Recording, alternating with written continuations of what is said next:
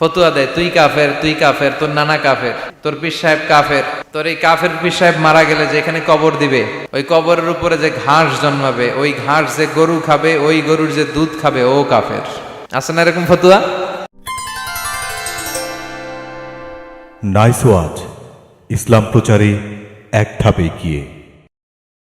প্রশ্ন করেছে জাকির নায়েক সম্পর্কে জানতে চাই। তো বছর ধরে উনি আলোচনা করে এখনো জানেন না ওনার সম্পর্কে। কিছু কিছু আলেম ডাক্তার জাকির নায়েককে কাফের এবং ইহুদিদের দালাল বলে।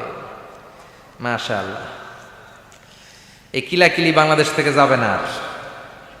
এগুলো খুব খারাপ অভ্যাস, আরেকজনকে কাফের বলা, মুশরিক বলা। আপনি যদি কাউরে কাফের বলেন, সে যদি কাফের না হয়, আপনি নিজেই কাফের হয়ে যাবেন। ফতুয়া দেয়, তুই কাফের, তুই কাফের, তোর নানা কাফের, তোর পীর সাহেব কাফের, তোর এই কাফের পীর সাহেব মারা গেলে যে এখানে কবর দিবে, ওই কবরের উপরে যে ঘাস জন্মাবে, ওই ঘাস যে গরু খাবে, ওই গরুর যে দুধ খাবে, ও কাফের। আছে না এরকম ফতুয়া? জাকির নায়েক হচ্ছে কম্পারেটিভ রিলিজিয়ান, তুলনামূলক ধর্মতত্ত্বের একজন পণ্ডিত ব্যক্তি। তার কথা শুনে অনেক হিন্দু, বৌদ্ধ, খ্রিস্টান, হাজার হাজার অমুসলিমরা কালেমার বাণী শুনতে পেরেছে, আলোর দিশা পেয়েছে, ঠিক কিনা? হাজার হাজার লোককে মুসলমান বানাইছে উনি। আপনি বানাইছেন কয়জন রে? যে ওনারে কাফের ফতুয়া দিল, ওনার হাতে শাহাদা বাক্য পাঠ করেছে কয়জন? আর জাকির নায়েকের হাতে হাত রেখে হাজার হাজার লোক কালিমা পড়েছে। অনেক বিষয় আছে যেগুলো অনেকে ওইভাবে উপস্থাপন করতে পারে নাই। সমসাময়িক বিষয়, কম্পারেটিভ বিষয়, আধুনিক বিষয়, এগুলো উনি কোরআন এবং বিজ্ঞানের আলোকে মানুষের কাছে বুঝিয়েছে। অস্ট্রেলিয়াতে যে, ইংল্যান্ডে যে, আমেরিকাতে যে, আপনি কথা বলতে পারবেন, দাওয়াতি কাজ পৌঁছাতে পারবেন, উনি পারছে। যেটা আমরা পারি না, এটা উনি পারছে, এজন্য সহ্য হয় নাই আমাদের।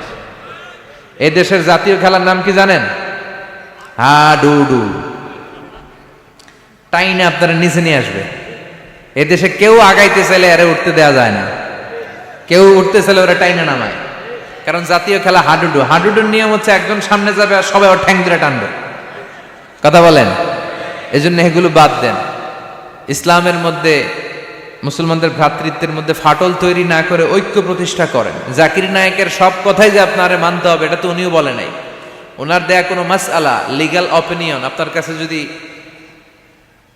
ইসলাম সম্মত মনে না হয় বা শক্তিশালী মনে না হয় বা আপনার ভালো না লাগে, যে আলেমের কথা ভালো লাগে কোরআন সুন্নাহর আলোকে আপনি মানেন।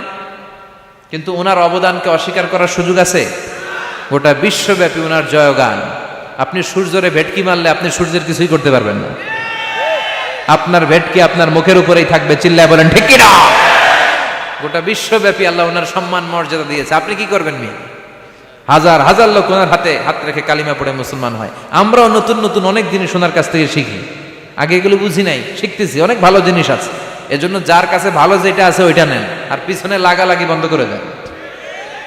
এই হিংসা, এই প্রতিহিংসা পরায়ণতায় জেলাসি আমাদেরকে শেষ করে দিল। আমরা যে ভাই ভাই, মুসলমান যে ভাই ভাই, এই শিক্ষাটাই আমাদের মধ্যে নাই। আসুন ভ্রাতৃত্বের বন্ধনকে আমরা অটুট রাখি, আর বিপদে আপদে আল্লাহর উপর ভরসা রাখি।